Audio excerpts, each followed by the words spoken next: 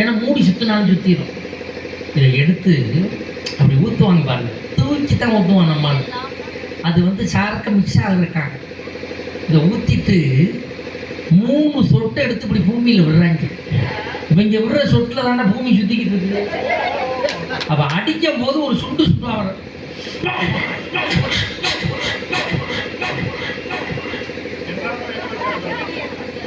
நெடியா echo வச்சிருக்கேப்பா.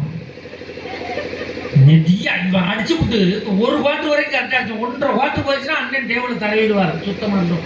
இங்கே ஊருக்காரங்க இங்கே கிளம்புவார். இந்த தண்ணியை போட்டு தகராறு பண்றாங்க. நீங்க பார்த்துருக்கீங்க, பஸ்ஸுக்கு முன்னாடி போய் சரியான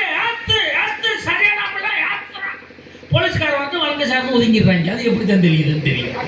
கரெக்டாக ஒதுங்கிட்டு போயிட்டே இருக்காங்க. அதுலேயும் இதை பார்த்து சிலரும் செல்ல எடுத்து போயிடுச்சுனா தண்ணியை போட்டால் லட்சக்கணக்காக பேசலாம். லட்சம் பார்க்க முடியல, லட்சம் செலவெல்லாம் உன்னை பார்க்காம உதவி. நீ கட்டிங்கே 100 ரூபா கடன் வாங்கியிருக்க, நீ என்ன லட்சம் செலவு? எவ்வளவு தகராறு பண்றாங்க. உழைச்சி என்ன பண்ண? என்னம்மா சந்தேகம்? தண்ணி அடிச்சா அன்பா பேசுறது கிடையாது. இப்ப எதுவும் தூக்கி அடிச்சாலும் அடிச்சிருவாருன்னு பிளான் பண்ணி போடுறது.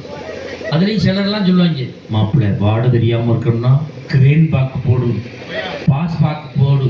என்கிட்ட ஒருத்த ஐடியா சொன்னா, கொய்யா இலையை சாப்பிட்டோம்னா வாட வராதுன்னு ஐடியா கொடுத்து நான் 3 கொய்யா இலைய வாயில் ஓட்டு மென்னுக்கிட்டே வீட்டுக்கு போனேன்.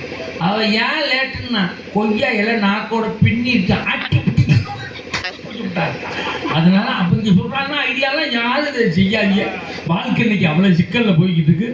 இப்படிலாம் பிடிக்கிறீங்களே, நீங்க உழைச்சி என்ன பிரயோஜனம் அப்படின்னு கேட்க வருகிறார் பாண்டிச்சேரி கௌதமி. பெண்கள் எல்லாம் கைதுக்கு வருவது லேசா